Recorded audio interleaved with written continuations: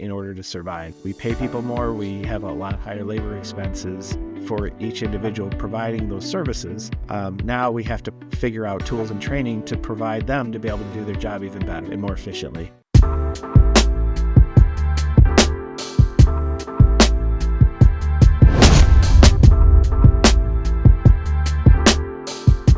Hi, welcome to NextGen by NuCare, the podcast for senior living providers who don't have the time to find solutions for their own practice.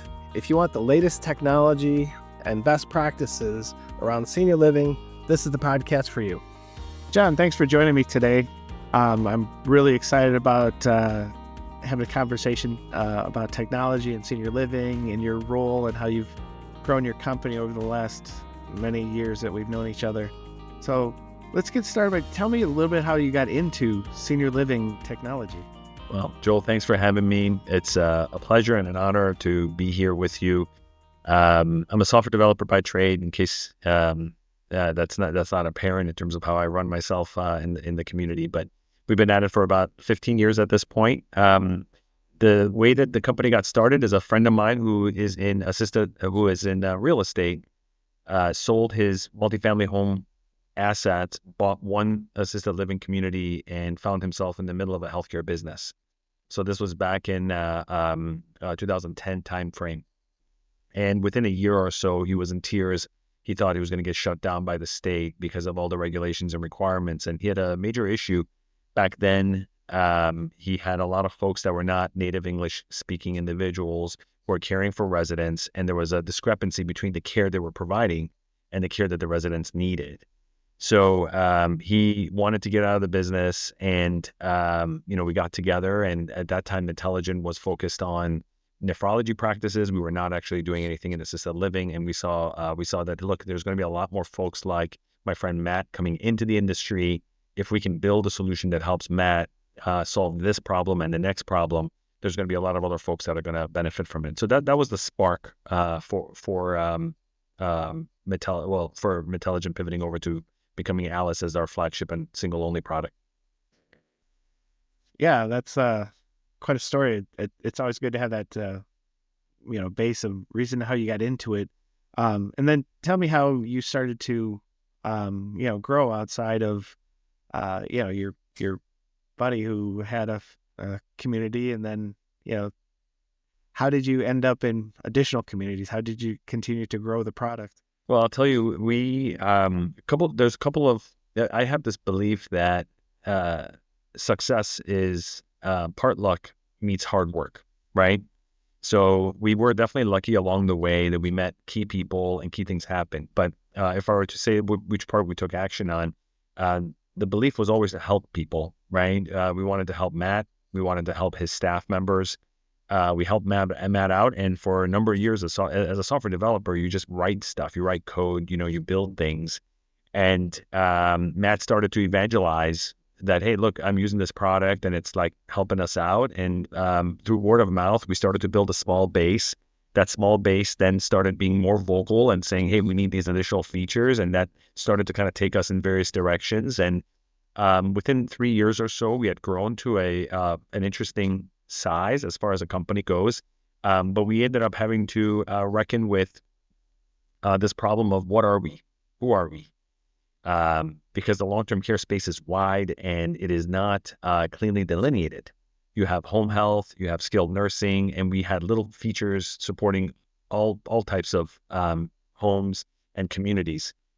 So in 2014, we made a big decision, and we said that out of all the set, and out of all the things we've learned by this point, we know assisted living, memory care, independent living the best.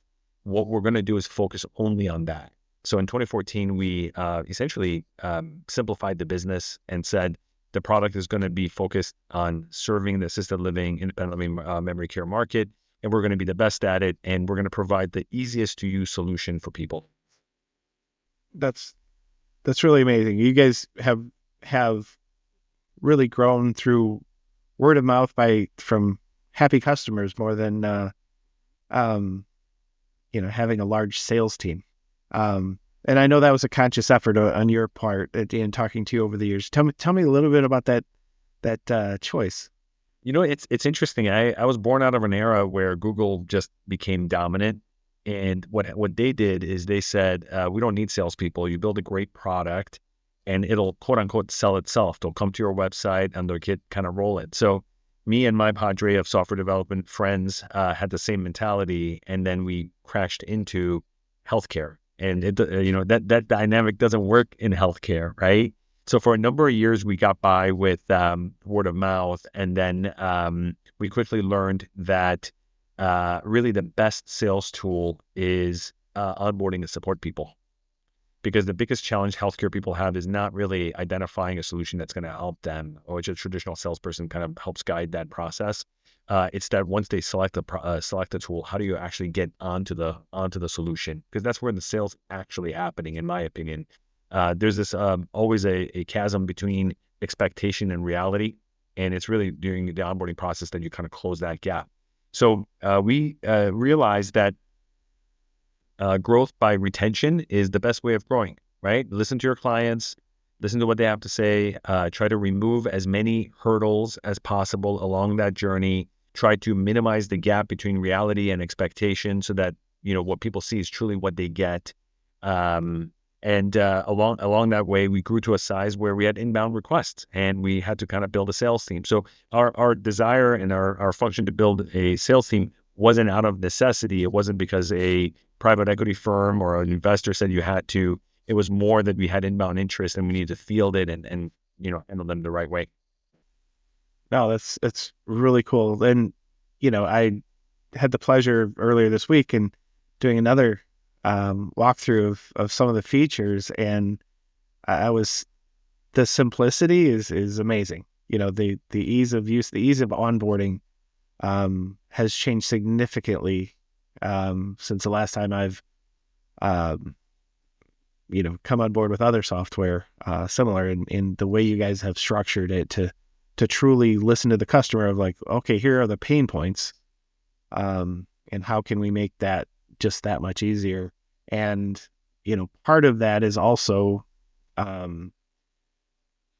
factor of recognizing that you can't do everything, and you have to start to integrate with other solutions out there, other services, because you're not going to be able to provide the best product in every area of aspect of a business of assisted living. So tell me a little bit about how you guys have really bumped up the the integrations and interfaces side. Thank you for highlighting something that's actually very, very challenging. And that's that assisted living is not just one business. It's multiple businesses that have to function and coordinate together, right? It's a complex environment. Anyone coming in thinking that they can serve the entire business platform with a singular solution is up for a big challenge. So we spent a number of years being a student of how assisted living operates and quickly realized that what it really needs is an operating system, right? So when you think about your desktop, your PC, like Mac OS or Windows, that's an operating system, right? And then apps run on top of it.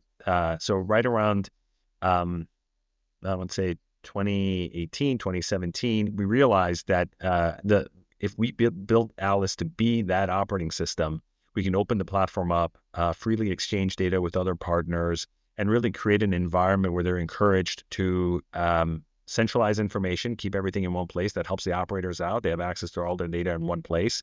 It helps promote AI and all that good stuff that's happening now. But it also means that Alice becomes the glue. It becomes the thing that connects pieces together. And what the end result is for our clients is that we have core functionality that we know is what an EHR is supposed to provide, right? And I can kind of list what those things are. But then everything else that is not EHR core functionality, even if it's, let's say, for example, care tracking, right? Care tracking is something that needs to be done. There are a lot of different ways to do it.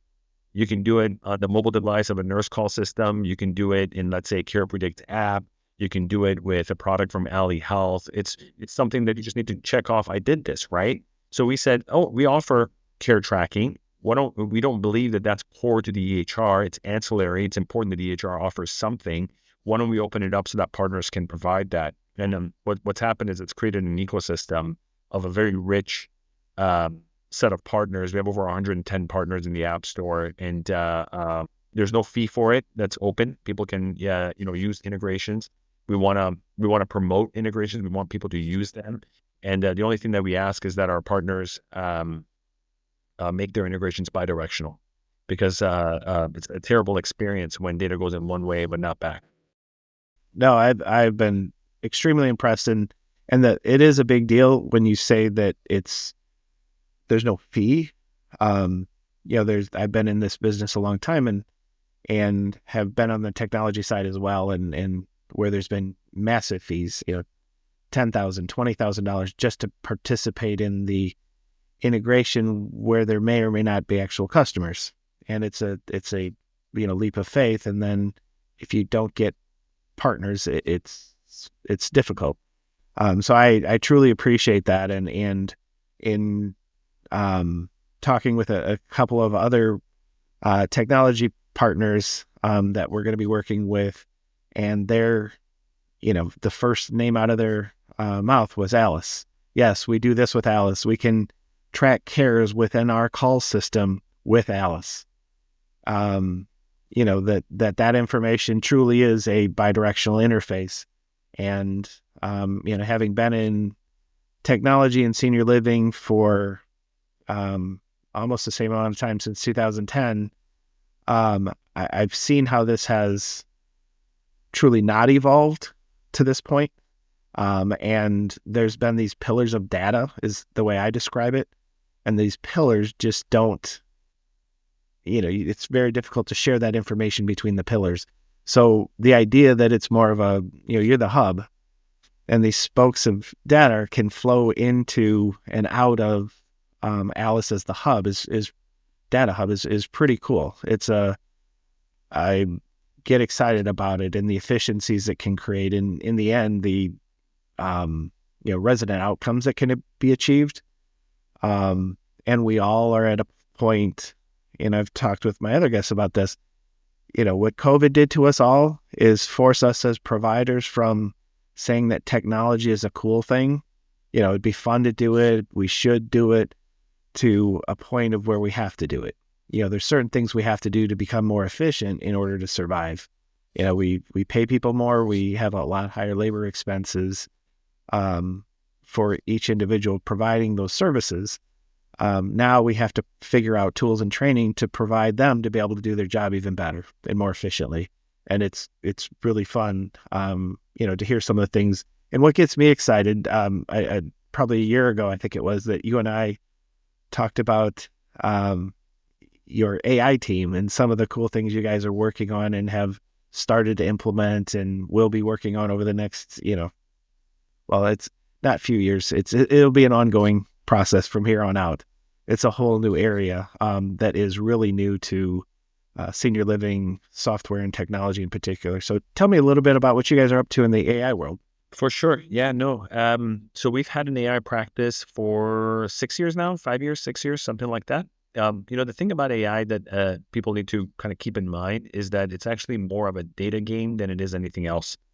Whereas software, anyone can build a screen and put together, a few bits of workflows that's predictable, and you can do that. But for AI to really perform, you really need a lot of data. So in about 5 or 6 years ago, we found ourselves sitting around and saying, hey, look, we were sitting on a lot of data.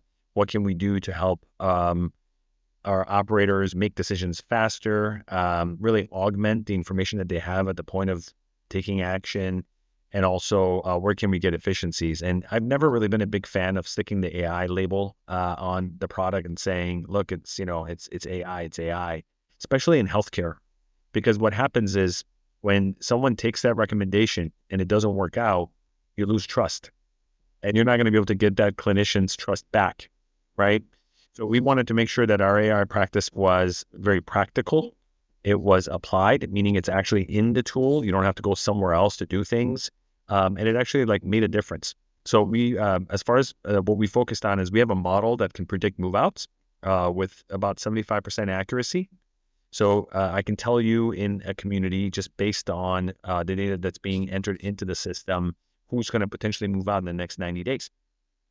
And if you can think about the implications of that, they're huge. If you have a portfolio of, let's say, 50 buildings, you can be disproportionate about where you spend your marketing and sales efforts, right? Because you're not going to you're not going to have the same outflows in those communities evenly across all the full portfolio. If you think about it from the effort of trying to extend length of stay or closing the back door, as sometimes people say, now knowing who's at risk gives you a targeted list. In a portfolio of, again, 50 buildings and thousands of residents, you can focus on the 200-300 at any point in time that's at risk, move out. So that's an example of a model that can help find the needle in the haystack. Right. So human beings, when they're intimate, like when you're in the building, you kind of know who may move out. But when you're running a portfolio, you don't have that sense. You're too removed. Right. And you're relying on the community. We also have models that help reduce the load on processing pharmacy messages. Right. I'll tell you this story because it's one of those things where it's overlooked opportunities from a machine learning or AI perspective. One of the biggest issues that people may or may not be aware of is when a pharmacist sends medications out, the label on the med has the directions that a human reads. Take 1 tablet a day, right? But the system behind the scenes is sending us a coded message of what that label actually is so that we can schedule the med. And those two are not always in sync. Right? They're not always in sync. So what we'll do is we'll schedule a med based on what their system told us, and the scheduling won't match actually what's on the bottom. So what we did is to close the gap on that is we said, all right, why don't we go ahead and build a model that reads the human instruction and then determines whether the incoming medication is significantly different than what we have on file.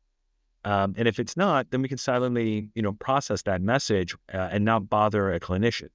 Alternative solutions, which we were one of before we added that model in place, is you get these inboxes that every time a pharmacy clicks a button in their system, there's a message for a clinician to look at. 90% of the time, it's something you can ignore. It's not that important. What that does is it makes it so that you miss the important messages, right? It causes like patient safety issues. So that's another example of applying machine learning in a very practical way, and not having to stick an AI sticker on the product. Yeah. Well, I just want to remind people to like and subscribe our channel. If you like what you're hearing from John and other guests that I bring on here, I really appreciate, John, that you're willing to share your story and some of these things that are pretty cool. They seem like minor things in terms of messages from pharmacy, but if you've operated a community and see, hundreds of messages coming through, and you have a tendency to ignore them or just click through them and not even knowing which ones are important and which are not. So it's a small thing, but if you're an operator, you know how important that is. And when you have, residents that, have changing medications on a regular basis, to know which are important, which aren't as important, it truly does make a huge difference. One of the other things that I wanted you to talk about, if you, as we're, talking about your story and how you guys continue to grow, are your integrated services. Tell me a little bit about that. Yeah, based on how the company got started and how we grew organically, and I credit this to one of our co-founders, Trisha Cole.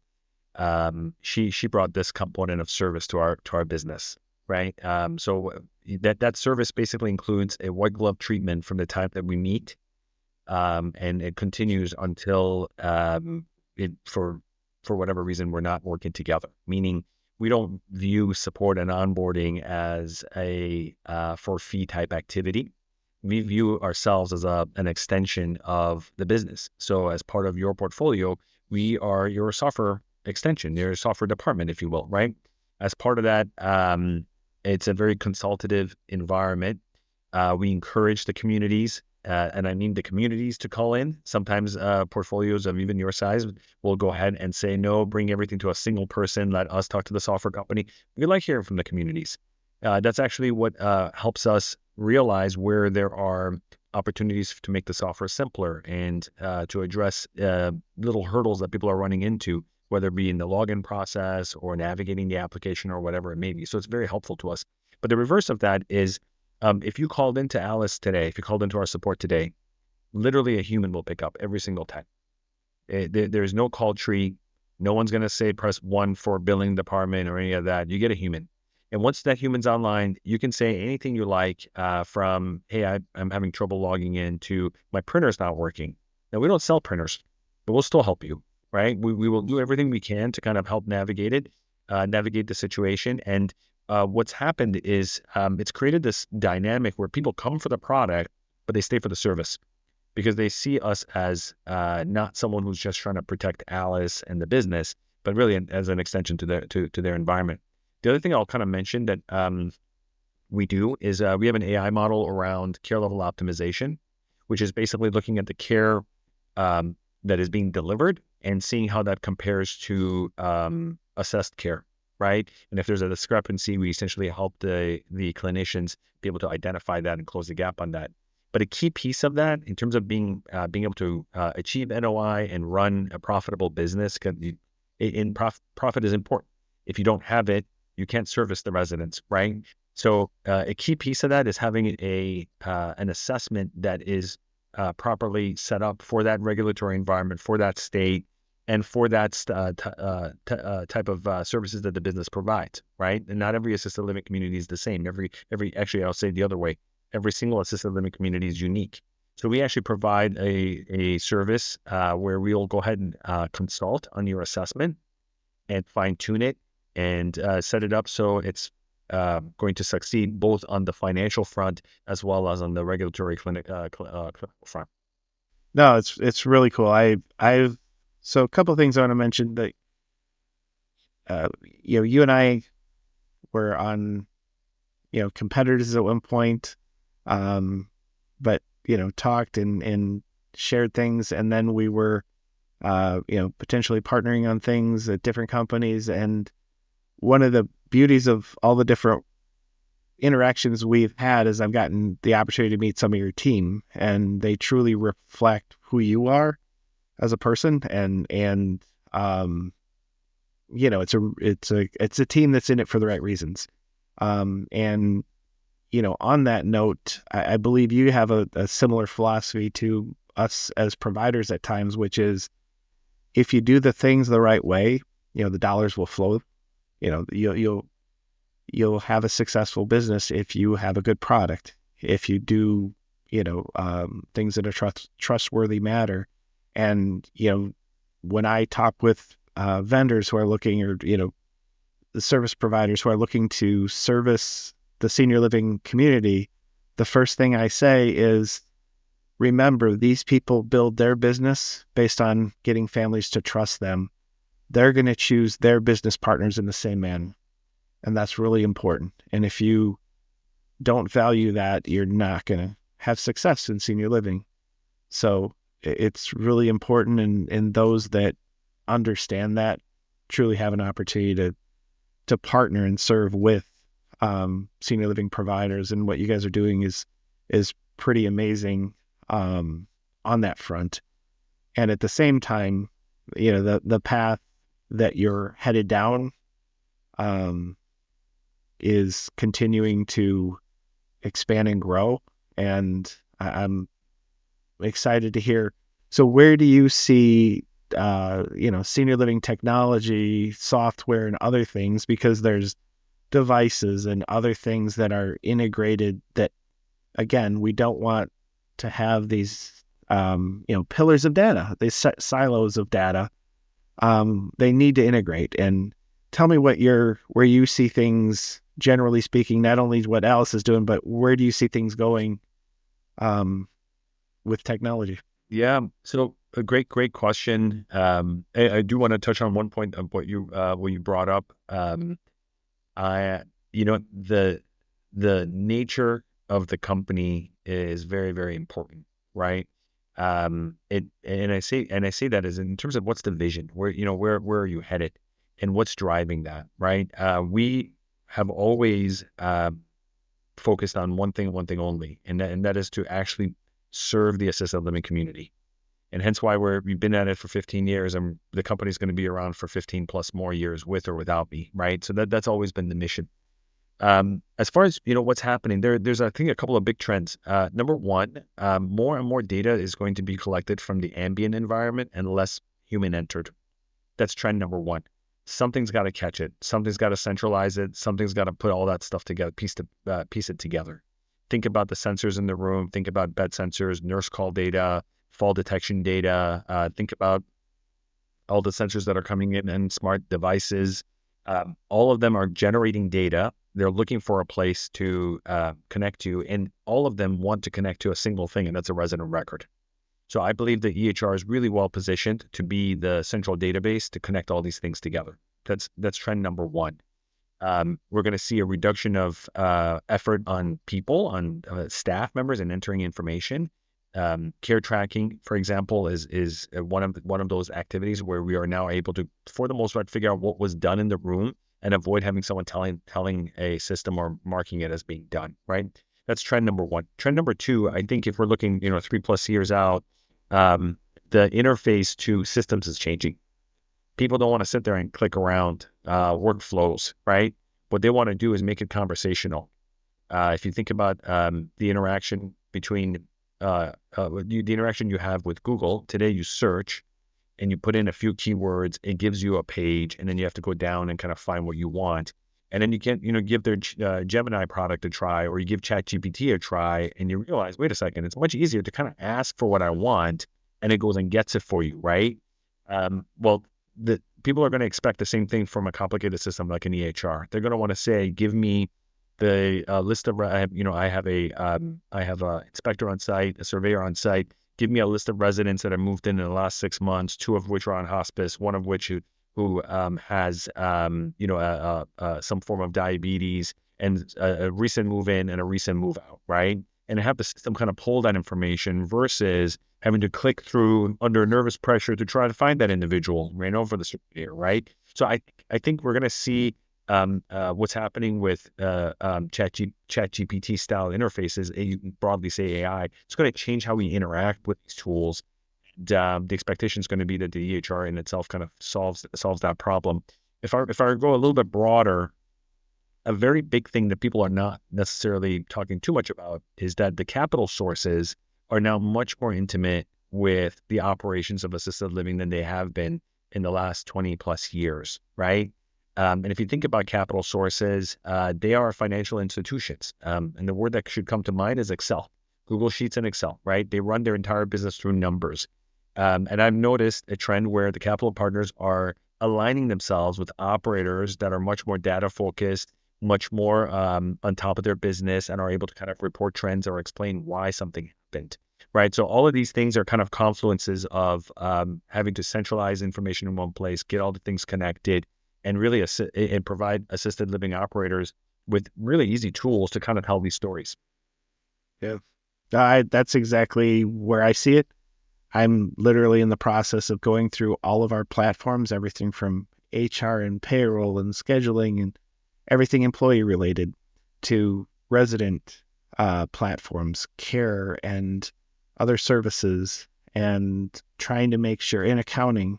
And actually you set me up with an accounting group that can pull information from Alice, and, wearable device company that I just met with on Friday of last week that, integrates with Alice. And it's really cool, the things that you guys are doing, but how important that is, that all of your systems are connected one way or another. And those dashboards, as I talk with the investors I work with in my communities, and being able to provide, KPI in real time, as payroll comes through, as cares are happening, as residents are moving in and out, having that information at their fingertips, reassuring them that we're doing the right things to manage their properties, and that, they're going to be, essentially receiving their, lease payments, mortgage payments, whatever it is, on their properties. And why is that all important? Why has it been highlighted? Of course, because of what happened during COVID.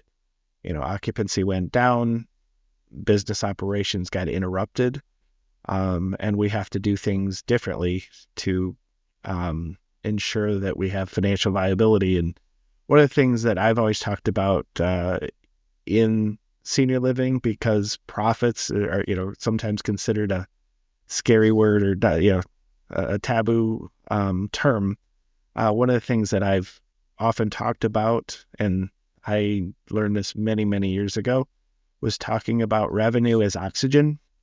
And your body needs oxygen to survive. Your company needs revenue to survive. And if you don't have enough revenue, if you don't have enough oxygen, things start to shut down. So one way or another, you have to be paid for the services you're providing, for example. And if you have systems that can help highlight when you're not receiving the dollars for those services, you're not going to have the revenue. And without the revenue, you can't add additional staff if that's what's needed. So you may be trying to provide services based on the revenue you're receiving, but you may be providing services that you can't provide with the number of people that you have. So you need to add staff, but you're not receiving the revenue to be able to afford to add staff. So it really is kind of a cyclical thing, but ultimately you have to have that oxygen. You have to have that revenue in order to be a healthy, growing company, and functioning well. And when you have that revenue, you can do great things for your residents, provide better outcomes, give them a better lifestyle, make their home a better place to live. Yeah, you said it. That's exactly right. And assisted living, senior living is a very difficult business to run efficiently at scale.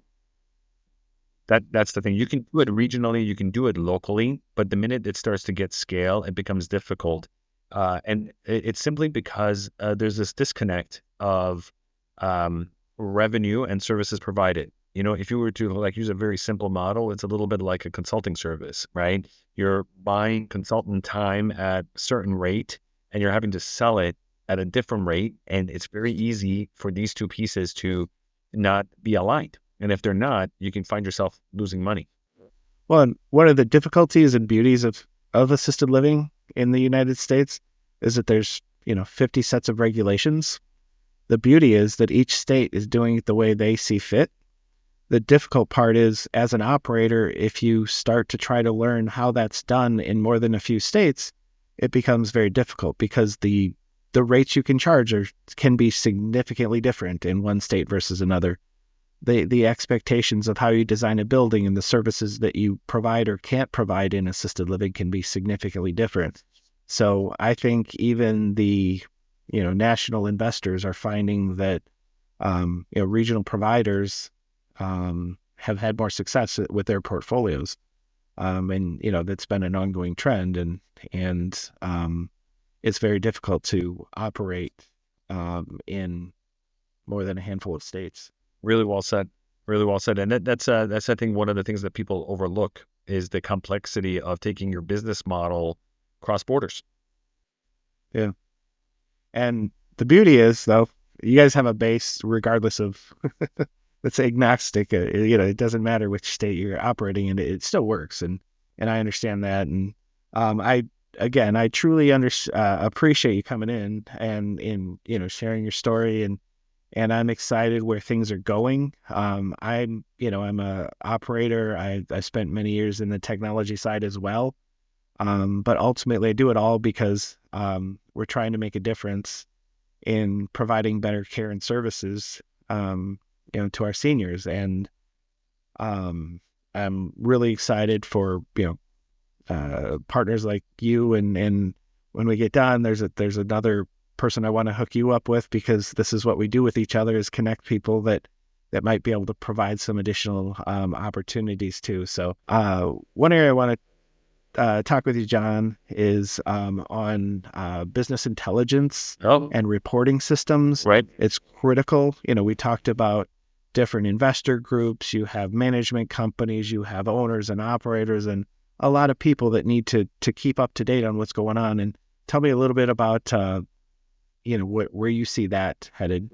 No, absolutely. I think the big trends that I'm seeing now are everyone is attempting to set up their own data warehouse. Every operator of scale, 5 buildings or more, is usually the minimum. They're out there trying to find BI experts, Power BI experts, trying to build a data warehouse. And ultimately it's because you have trends like value-based care that's looming, that's around the corner.